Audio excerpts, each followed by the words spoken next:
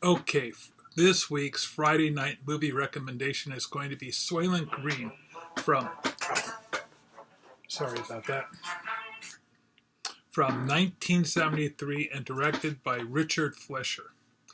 Now, he did some other great movies. You know, he did 20,000 Leagues, Underneath the Sea. Um, okay, yeah, he did Red Sonja. We won't mention that. Go and take a look at some of his other film credits. A Fantastic Voyage, just some really good um, sci-fi fantasy stuff. So let's talk about 1973. Now, last week I mentioned about 1972 and what was happening then, but okay. So we know that in 1963, the Equal Pay Act was passed, saying that women should be paid as much as men. But guess what? It wasn't until 1974 when the Equal Credit Opportunity Act was passed that women could open up a bank account or get credit cards in their names. So that still hadn't happened. That was still in progress in 1973. Big things at the box office were The Godfather and Cabaret and The Exorcist. We'll come back to The Exorcist.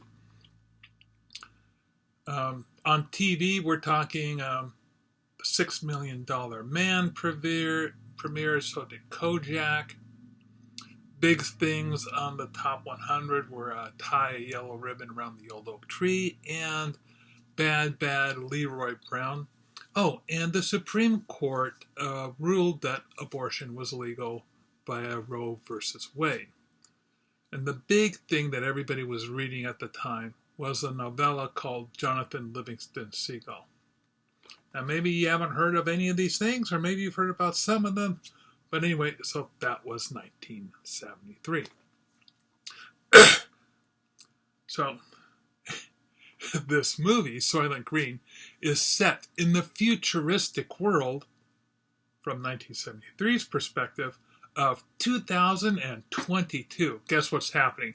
The world is overpopulated, the world is overpolluted, temperatures are rising, wildfires are out of control. Hey, it looked like someone had a pretty good glimpse of what the future might be like. About the one thing they didn't get right was the fact that the United States still hasn't adopted the metric system. Now, this movie is basically a murder mystery. This detective is trying to solve the reason why this one rich guy got murdered.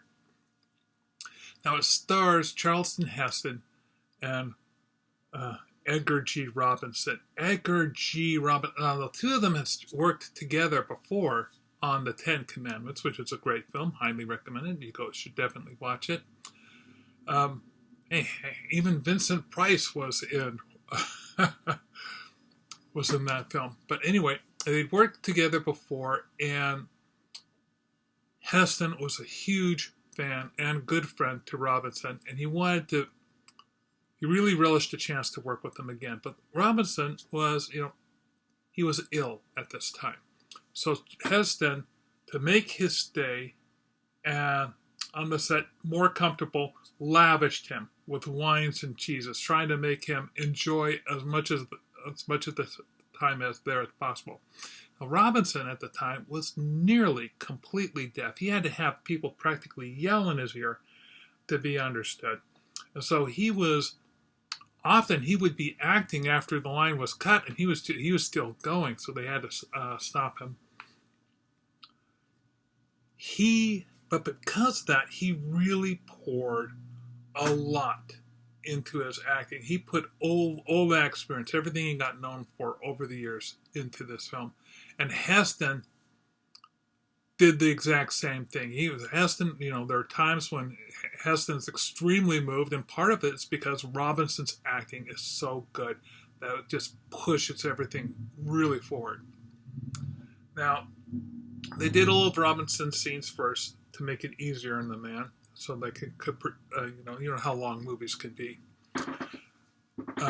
What Robinson kept from the cast and crew was the fact that he wasn't just merely ill, but he was dying.